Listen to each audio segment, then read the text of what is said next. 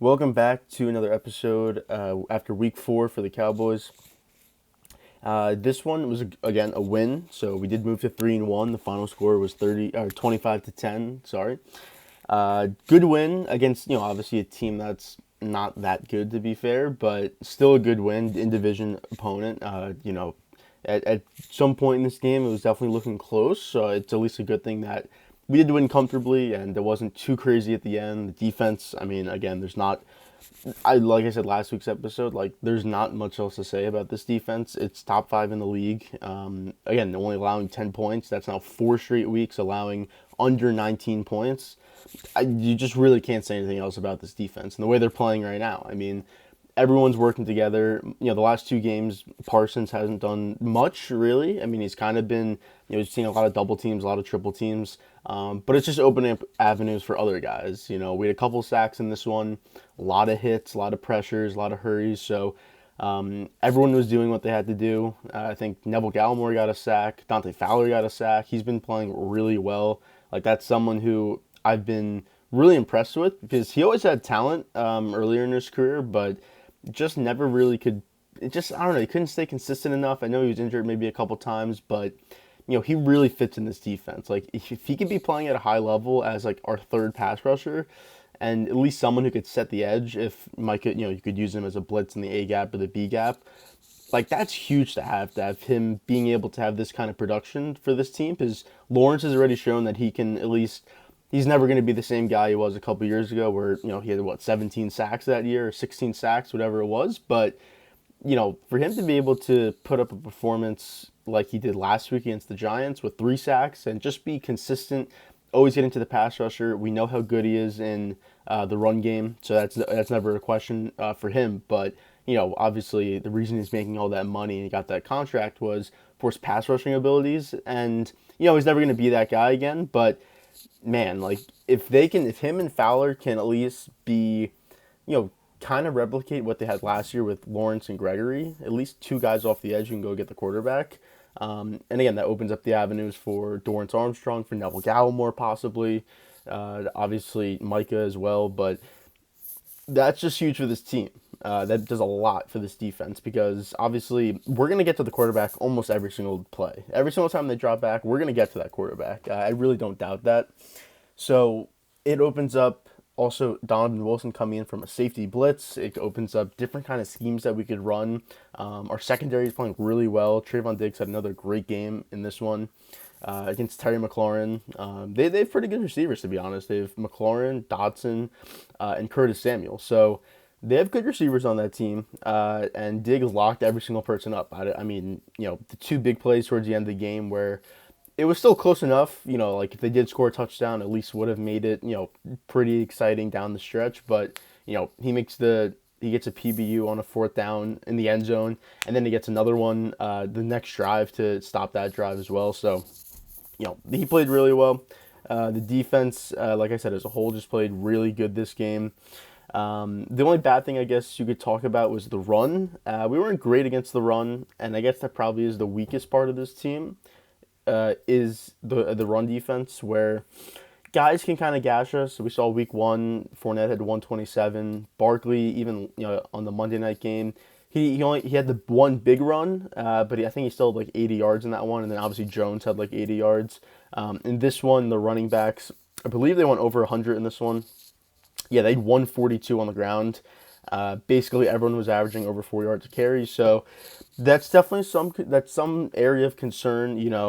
If teams can run the ball against us like that, and again, this offense, they're not going to do much. This isn't a good offensive team, despite the weapons that they do have. But if against a good team that can run the ball against us, they can control the clock, they can control the tempo of the game, even if they're not scoring, which you would assume that they probably would be with a good offense, but they can flip field position on you, they can wear your defense down, so that's going to be something that has to be fixed in the next coming weeks. We have the Rams this week, and then the Eagles the week after that, so definitely for the Eagles game, like, they're just going to run the ball the whole time. Obviously, they're going to throw it as well, but they want to run the ball, and if they can establish that run early, because again, they have Hurts, but even the backfield that they do have with a couple of those guys, I'd be a little cautious in that game. I think that the run defense really needs to come into play there. But again, that's down the road. We don't need to worry about that right now.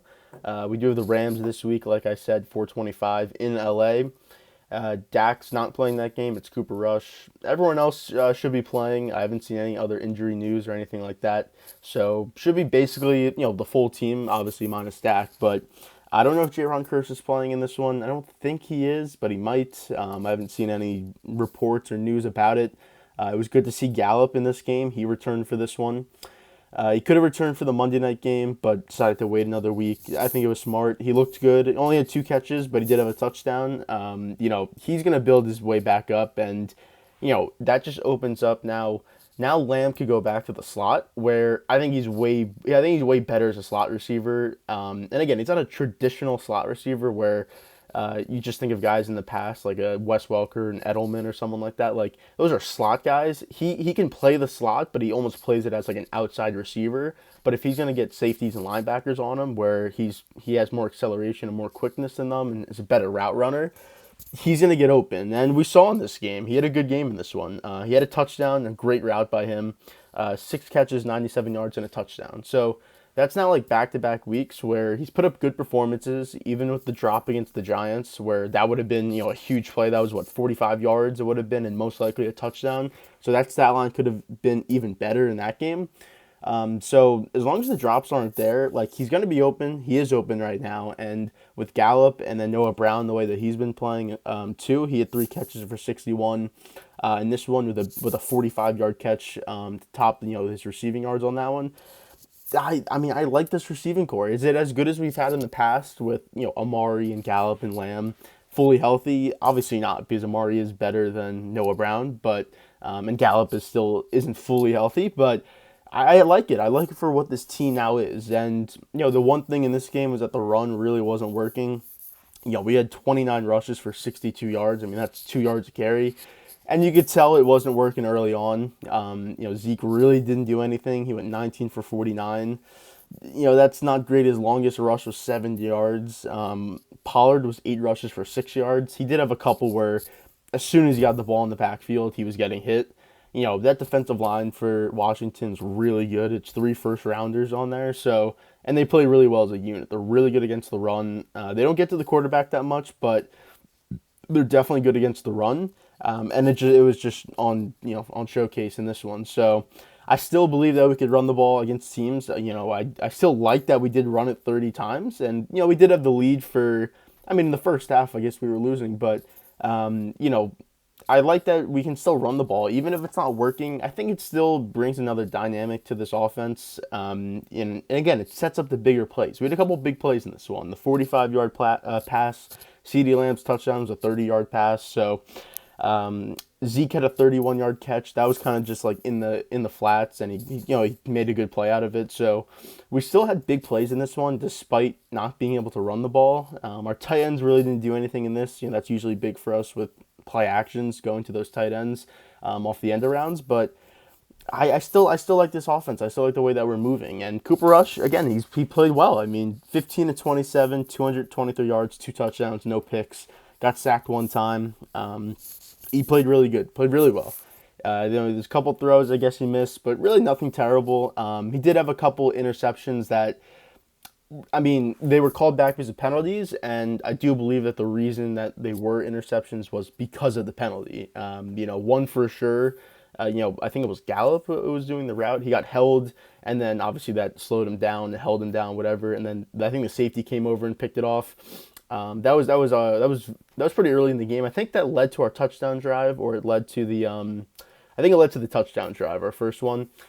That obviously could have been a game-changing play. I think we were deep in our territory as well. They would have had the ball like the 25, 30-yard line. But it came back because of a penalty. It made sense. That's the reason why it was picked off. But I thought he still played well. He's not making terrible decisions. Again, that Washington defense isn't anything special besides that front four. The secondary is very beatable. They had a lot of PI penalties in this one. They had a lot of penalties in general. Their penalties in this game, let's see, they had 11 for 136 and we had 4 for 20. That's perfect. If we go 4 for 20, that's basically just five. That's 4 5 yard penalties. That's not like 10 yard penalties in that. No deep down the field PIs that are costing us 45 yards down the field. No holdings that are killing us. It was really just false starts. Really, and I mean, obviously that happens. You'd still like to clean it up, but 4 penalties for 20 yards, that's nothing compared to obviously 11 for 136. Usually it's the other way around where we have a lot of penalties for a lot of big yards, always coming at key situations, third downs in the red zone near the goal line. So that didn't happen in this one. That's very encouraging to see because now these next 2 weeks are against much better teams. So as long as the penalties aren't there and we're not killing ourselves and making mistakes to push us back and make it harder to score, we could still put up points and we could still do the things that we have to do. It's really the penalties that kill us. So that was a good sight to see. But yeah, the Washington was killing themselves with penalties. Their DBs had no clue what they were doing in covering our guys.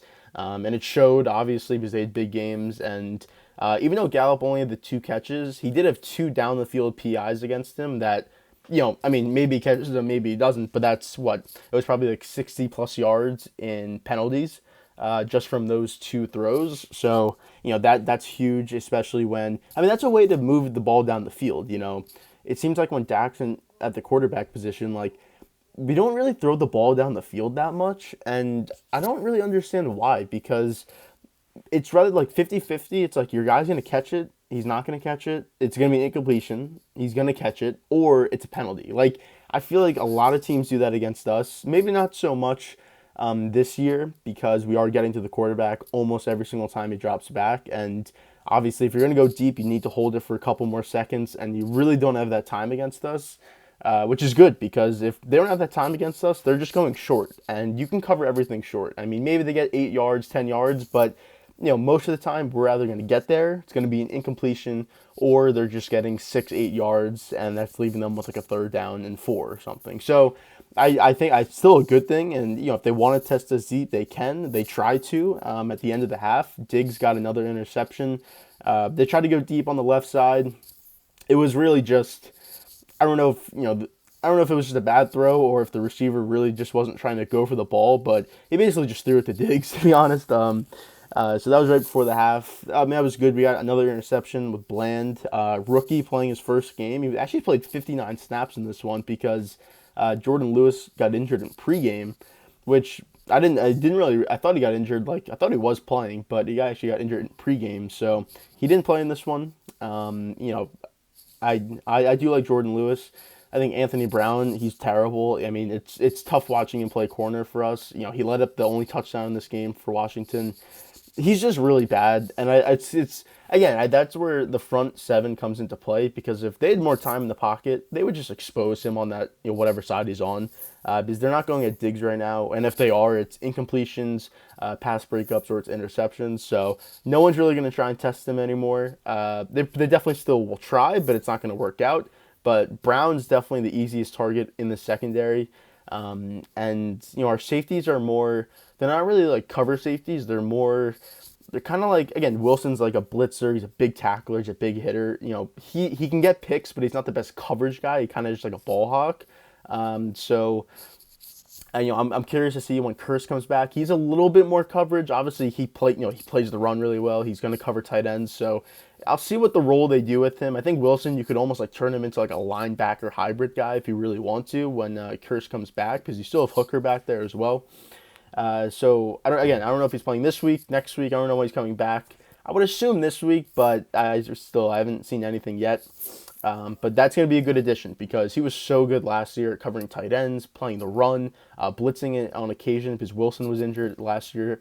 So Curse kind of took over that role, and now that when they both get healthy, that's going to be a good dynamic for us to have. You can really switch them on and off between blitzing and playing the run and getting tight ends. So super encouraging, super happy to see. Early on, we got 2 field goals, good drives, getting points. Defense was sticking up.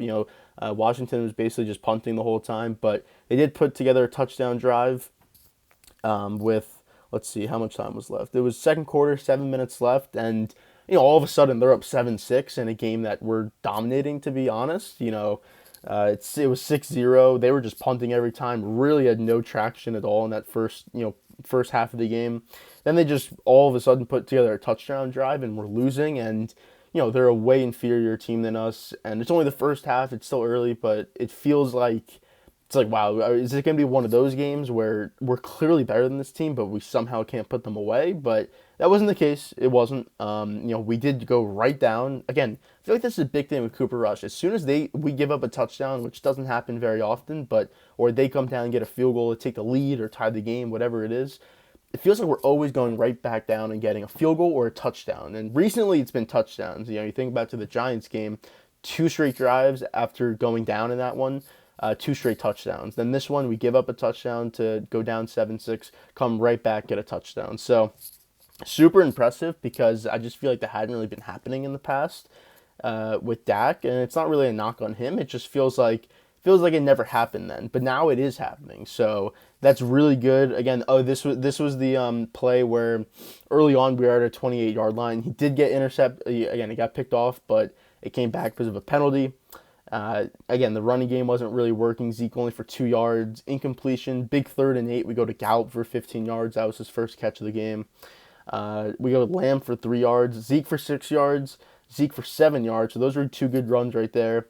Pollard for 5 yards, Pollard for 4 yards. 2-minute warning, Noah Brown for 11. We get a false start, again, only 1 of 4 for the game, nothing crazy.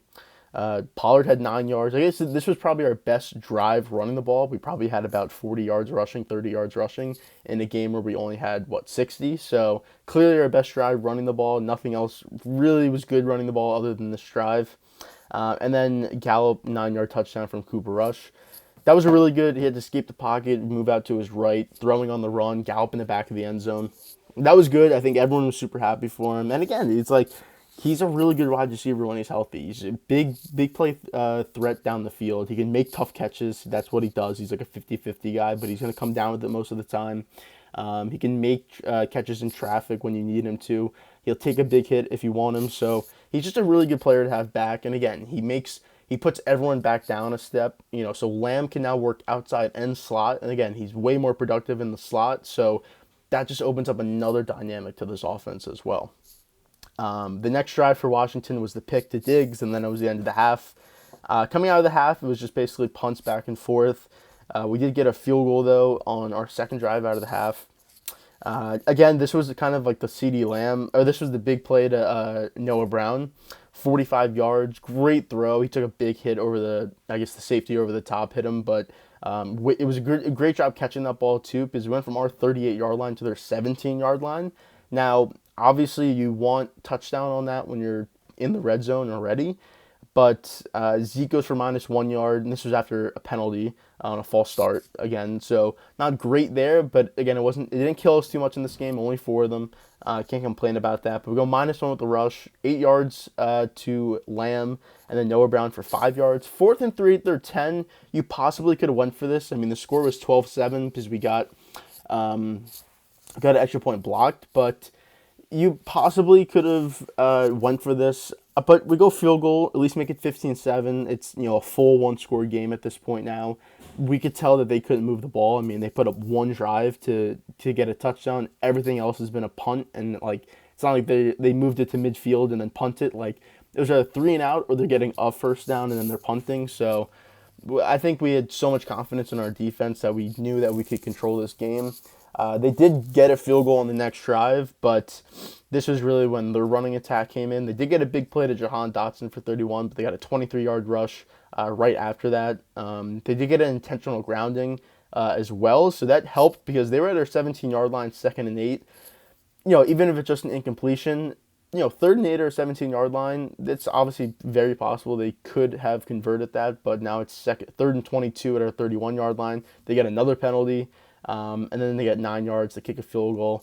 15-10, again, it's closer than you would like, in considering how much we seemed in control of this game. And I feel like in years past, this could have been a game where, it comes down to the wire and, we somehow hold on. We'd rather kick a game-winning field goal, or we have to make a huge stop on 4th down for them. Obviously, they're driving the field. That's usually the way it would go. But again, credit to Cooper Rush. Come right back down, get a touchdown. 3 plays, 75 yards. get a touchdown. Zeke for 2 yards. Again, the running game really wasn't working, but this is where Gallup's big PI down the field helped. 38-yard penalty down the field. So we go from our 25 or our 27 to their 35. Zeke for 5 yards, and then this was CeeDee Lamb's touchdown. Great route. I mean, really, I don't know if he was in the slot or on the outside. I think he was in the slot, but I can't exactly remember. But just a great route, just a skinny post up the top. Cooper Rush hit him right in stride. I don't even think there was anyone near him. Probably 10 yards was the closest guy near him. Walked right in for the touchdown. At this point, I knew the game was over. We just needed that one touchdown to give us that 2-possession lead to really secure it, to really know for sure that we were, it was going to be a comfortable win. This came with just as the fourth quarter started. They punt, we punt. They turned it over on downs. This was where they get all the way down to our 16-yard line, and Wentz, I thought he was kind of not throwing it away, but I thought he was just like throwing something up to like what would have been like double coverage or just traffic or whatever. But Terry McLaurin was actually like open on this play, and Diggs again made a great play. He kind of got beat a little bit going to the corner of the end zone, but jumped up, tipped the ball away. Again, that was 4th and 15. And that obviously was a turnover on downs. So huge play right there, because if that pass does go in, it's a touchdown. Still 8 minutes left. Goes back to being a one-score game. But that's obviously wasn't the case. We get the ball back, we punt, and then Bland gets the interception on the next drive. Just up the middle, he kind of just made a great play with it. It was reading the eyes. I don't know who he was exactly covering on that play. He may not have even been covering anyone, but just a great instinct play on that to get the interception across the middle. We go down. We're at their 20-yard line, so we get a field goal just to put a little bit more protection and cushion. Then they turn it over on downs again. Again, Diggs made another great play, breaking the pass up. Got like a fingertip on it that just changed it a little bit. McLaurin couldn't catch it, and then the game was obviously over at that point. That came with 2 minutes 44 seconds left. We punted, and then they kind of just held the ball till the end of the game. But so 25-10. Again, this is a game where you're the better team. You played better than them. They were the one. They threw 2 interceptions. They turned it over on downs. They couldn't really move the ball at all. The only thing working for them was the run game. They had no pass protection at all in this game. So it was just, one of those games where, at first it may be a little tough, but you're going to win in the end. You just got to do the right things, not make mistakes, not kill yourself, and then you'll be fine. So that's exactly what we did. I still want us to run the ball. I think that is still a big part of this offense. And the offensive line, again, that's just a really good front four I think we faced. I think we obviously could have played better up there, up front, but, against that type of front four, it's tough to move them against the run. Going against the Rams, obviously, Donald's the big guy. He usually lines up. He can line up anywhere, but I feel like he mostly lines up over right guard, which is obviously our best position in Zach Martin.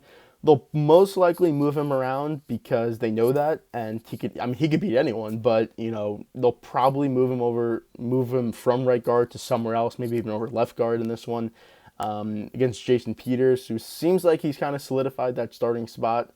We'll see what happens with this. I know he's supposed to play a couple more drives in this game, which he did. Played pretty well. He didn't do anything crazy bad. So I would say probably got that starting spot, but even again for this game, we might keep subbing in and out with him and McGovern, who actually played in this one. So I'd be curious to see what happens on Sunday, but I still think we could run the ball. I do. And obviously they have Ramsey in the back, but as we saw, they played on Monday night against the Niners. They scored 9 points. This offense, it's really just Kupp. They don't run the ball great. Other than Kupp outside of him, I guess Higbee can do some stuff when they're doing play action. But as long as we have a really good game plan for Kupp, and again, he's going to get his targets, he's going to get his catches and yards. But if we could limit them, I don't think they're going to score 9 points again. But with the way this defense is playing and the concerns that they have in their offensive line, they have a lot of injuries on that offensive line. I think they got 1 or 2 more from Monday night as well. So, I think our front seven, I should say, should have a really good day. Stafford's not that mobile in the pocket. Obviously their offense, they want to get it out quick for sure, but I think we can really make life hard for Stafford and the offensive line. And if we could just make it tough, make them make mistakes, not really, they're not driving up and down the field scoring points, I think we could win this game for sure. I think Cooper Rush has to play another really good game. If the running game's on, then I think I feel way more confident. But it really does come down to Rush. If he doesn't make mistakes, throw interceptions, bad decisions, hits guys when they're open, we'll be able to put up points. I think as long as we could put up, if we could put up anywhere in the 20s, we obviously have a chance of winning.